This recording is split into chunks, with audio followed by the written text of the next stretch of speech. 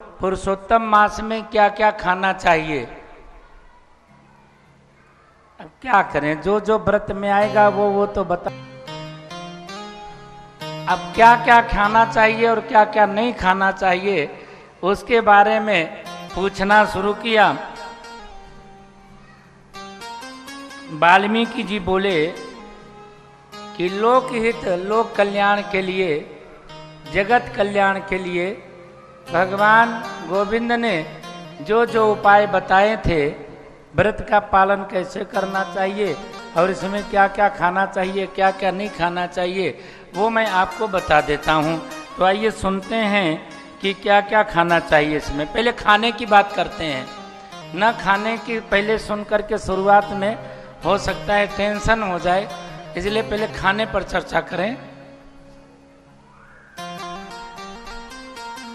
तो पुरुषोत्तम में हविष्यान्न भोजन करें, अर्थात गेहूं, चावल, मिश्री, मूंग, जौ, तिल, टमाटर, मूल, कंद, फल, नींबू, बथुआ, ककड़ी, आलू, अरबी, अदरक, ऋतु के साग, मूल, खंड, ये सब खा सकते हैं।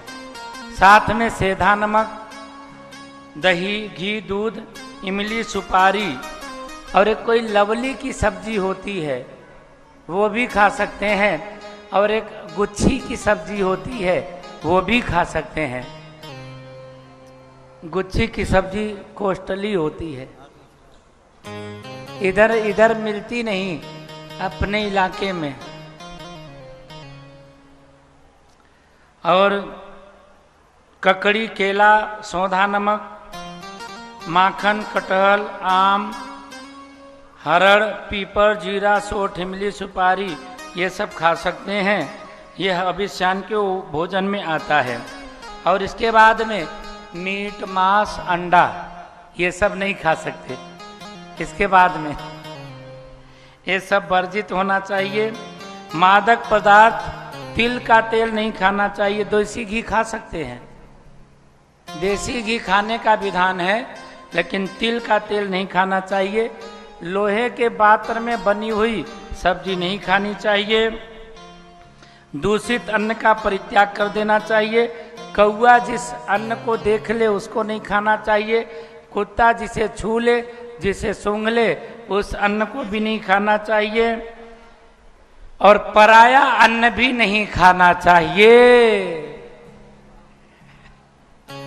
पुरुषोत्तम मास में लोग तो ऐसा सब कहते हैं, पराये अन्न को अपना समझे उसे बुद्धिमान कहते हैं।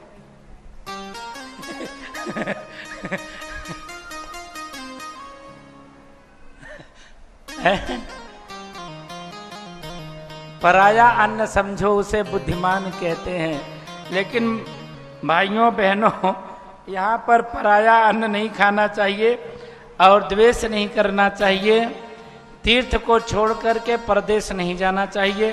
पुरुषोत्तम मास में देव निंदा नहीं करनी चाहिए, देवताओं की बुराई नहीं करनी चाहिए, वेद निंदा नहीं करनी चाहिए, ब्राह्मण और गुरु की निंदा, गौ की निंदा नहीं करनी चाहिए।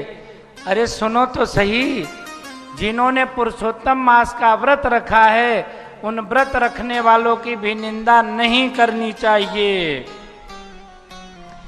स्त्रियों की निंदा और राजपुरुषों की निंदा नहीं करनी चाहिए, संतों की निंदा नहीं करनी चाहिए। सूतिका का अन्न एवं फलों में अम्बीरी, नींबू और धान्यों में मसूर नहीं खाना चाहिए। मसूर होता है ना, मसूर, मसूर की दाल नहीं खानी चाहिए। बासी अन्न रात का पड़ा हुआ सवेरे नहीं खाना चाहिए, और 2-3 दिन का पड़ा हुआ तो बिल्कुल ही नहीं खाना चाहिए। बकरी का, गाय का और भैंस का दूध पीना चाहिए।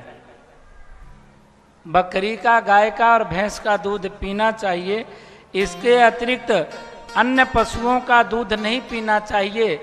ऊंटनी का दूध और किसी का दूध पीने से वो दूध मांस के समान दूषित हो जाता है, तो उस दूध को भी नहीं पीना चाहिए।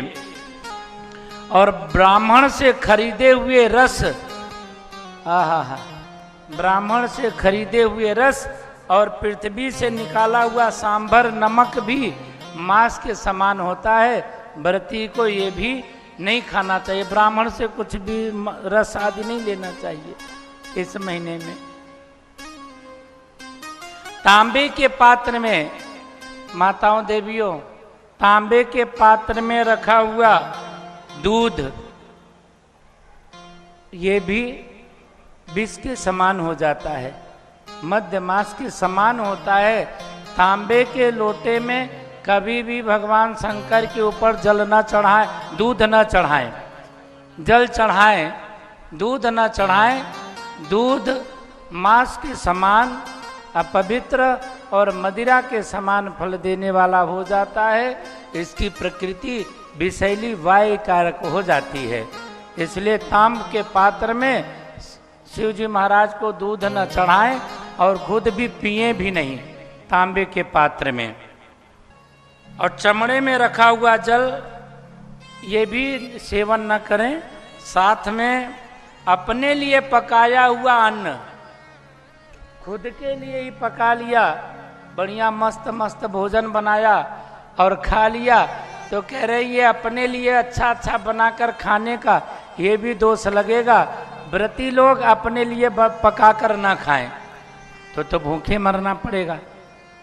इसलिए भगवान के लिए पकाएं, पहले पका करके भगवान को भोग लगाएं और खूब रोज बाटियां खाएं।